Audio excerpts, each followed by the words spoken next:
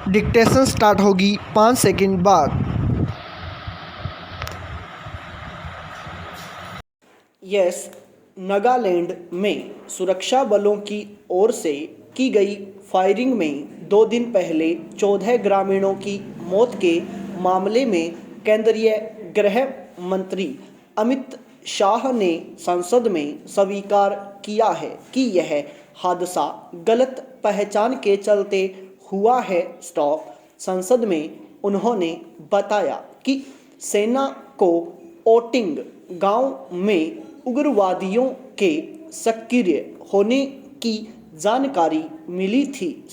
यह खुफिया सूचना मिलने पर ही सेना ने संदिग्ध इलाके की घेराबंदी की थी। गृह मंत्री ने यह भी कहा कि जांच एजेंसियों को भविष्य में ऐसी घटनाओं का दोहराव नहीं हो, यह सुनिश्चित करने की हिदायत दी गई है। निश्चय ही ऐसे मामलों में खुफिया तंत्र की सक्रियता तो अहम है ही, यह भी एक बड़ा सवाल है कि आखिर लंबे समय तक आंतरिक सुरक्षा के मोर्चे पर सेना को तैनात रखना कितना जरूरी है। इस घटना के लिए सेना ने भी खेद जताया है और कोर्ट ऑफ इंक्वायरी के आदेश दे दिए गए हैं।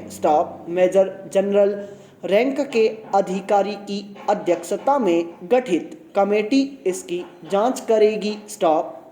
इस ऑपरेशन में तैनात सैन्य टुकड़ी के खिलाफ पुलिस ने एफआईआर भी दर्ज कर ली है। जाहिर है अब जांच के बाद ही हादसे से जुड़े तमाम पहलुओं का खुलासा हो सकेगा। 14 नागरिकों व एक जवान की मौत के बाद समूचे प्रदेश में तनाव बना हुआ है। सुरक्षा बलों को व्यापक अधिकार देने वाले armed forces special power act को वापस लेने की मांग समूचे पूर्वोत्तर में लंबे समय से की जा रही है। इस घटना के बाद नागालैंड व मेघालय के मुख्यमंत्रियों ने भी इस मांग को दोहराया है। उग्रवाद प्रभावित इलाकों में सेना की तैनाती की जरूरत से इनकार नहीं किया जा सकता। जहां आतंकवाद चरम पर हो, वहां सेना की तैनाती निश्चय ही हालात पर नियंत्रण पाने में कारगर रहती है। हम कश्मीर घाटी में आतंकी हमलों पर सेना के बल पर ही काबू पाने में सफल हो पाए हैं। लेकिन सामान्य परिस्थितियों में आंतरिक सुरक्षा के मामले में लंबे समय तक सेना पर निर्भर रहना विचार का विषय होना ही चाहिए। इससे स्थानीय सुरक्षा बलों की क्षमता व मनोबल पर भी विपरीत असर पड़ना स्वाभाविक है। नागालैंड की इस घटना के बाद पूर्वोत्तर में लोग गुस्से में हैं। हालांकि गृह मंत्री अमित शाह ने हालात तनावपूर्ण लेकिन काबू में बताए हैं। चिंता इस बात की है कि ऐसी घटनाओं की आड़ में उग्रवादी समूह लोगों को भड़काने का काम कर सकते हैं। खुफिया सूचनाओं के तंत्र को मजबूत करने की जरूरत भी है। लेकिन उग्रवाद प्रभावित इलाकों में बड़ी जरूरत यह भी है कि सुरक्षा बल स्थानीय लोगों का भरोसा जीतने का काम भी करें। पैरा कहा जाता है कि न्याय में देरी अन्याय है, पर देश की न्यायिक व्यवस्था का एक कड़वा सच ये भी है कि न्यायालयों में लंबित मामलों का आंकड़ा लगभग 3.5 करोड़ तक पहुंच गया है। इसका प्रत्यक्ष उदाहरण वर्ष 2012 का निर्भया केस है, जिसके विचारण यानी ट्रायल में 7 वर्ष से अधिक समय लगा। मुख्यमंत्री अशोक गहलोत ने रविवार को जोधपुर में अधिवक्ता भवन के उद्घाटन के दौरान वर्चुअल संबोधन में यह मुद्दा प्रमुखता से उठाया।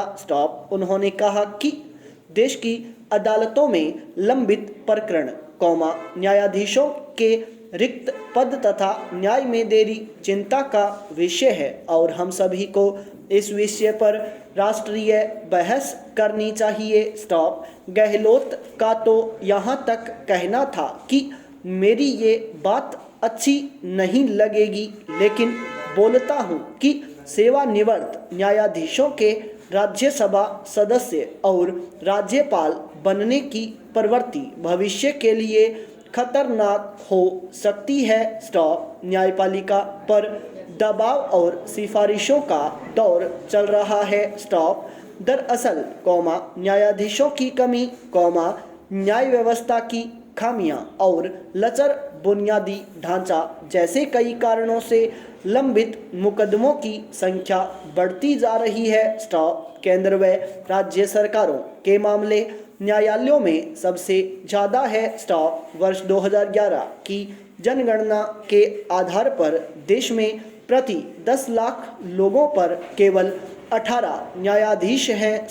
जबकि विधि आयोग की एक रिपोर्ट में यह संख्या करीब 50 होने की सिफारिश की गई थी। भारत में न्यायिक व्यवस्था से जुड़ी एक मुख्य समस्या पारदर्शिता का अभाव भी है। न्यायालयों में नियुक्ति, स्थानांतरण में पारदर्शिता को लेकर सवाल उठते रहे हैं। देश में जिस तरह विधायिका और कार्यपालिका के संबंध में कई कानूनों के जरिए जवाबदेही तय की गई है, न्यायपालिका के संदर्भ में ऐसी व्यवस्था का अभाव है। न्याय व्यवस्था का खर्चीला और जटिल होना भी इसकी पहुंच को सीमित करता है। ऐसे में इस मुद्दे पर राष्ट्रीय बहस की मांग बेहद महत्वपूर्ण है। अब बिना देरी जरूरत है कि न्यायाधीशों के पदों की संख्या बढ़ाई जाए, विशेष श्रेणी के मामलों के समाधान के लिए सीमा तय की जाए, अधिक से अधिक लोक अदालतें व ग्राम न्यायालय स्थापित किए जाएं। इससे विचाराधीन मामलों की संख्या में आनुपातिक कमी आएगी।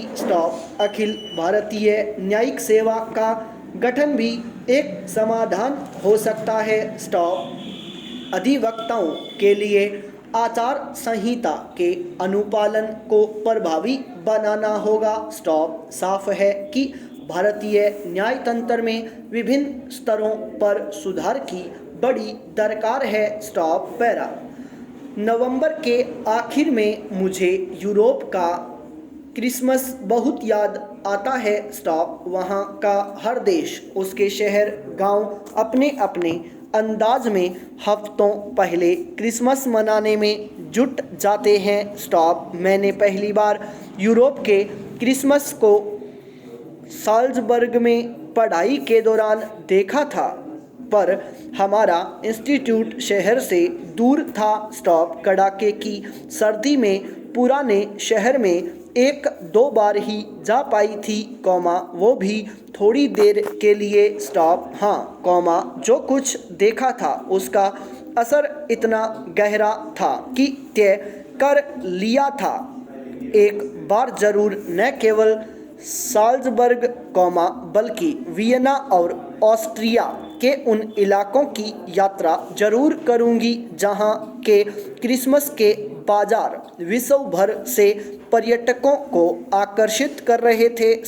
उस सपने को साकार करने की योजना अभी कुछ सालों पहले मेरी तरह यात्रा का शौक रखने वाली अमेरिका में रहने वाली बहन डॉक्टर दीपा के साथ बनाई।